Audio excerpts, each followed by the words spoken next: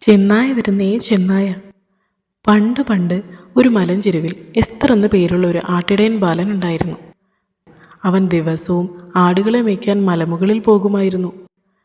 ഒരു ദിവസം ആട് മേയ്ക്കാൻ പോയപ്പോൾ എസ്തറിനൊരു കുസൃതി തോന്നി. അവൻ പെട്ടെന്ന് ചെന്നായ വരുന്നേ ചെന്നായ വരുന്നേ എന്ന് അലറി. ഇത് കേട്ട് ഗ്രാമവാസികളെല്ലാം ഓടിയെത്തി. എന്നാൽ അവർ ചെന്നായെ കണ്ടില്ല.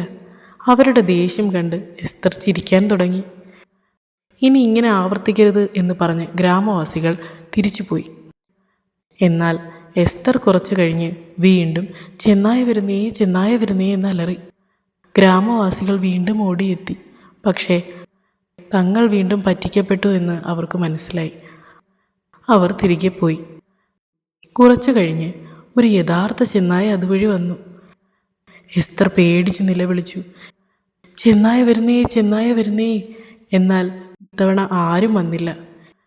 ഇവൻ എപ്പോഴും പറ്റിക്കുകയാണെന്ന് എല്ലാവരും കരുതി. ചെന്നായ ആടുകളെ ആക്രമിച്ചു. അങ്ങനെ എസ്തർ ഒരു പാഠം പഠിച്ചു.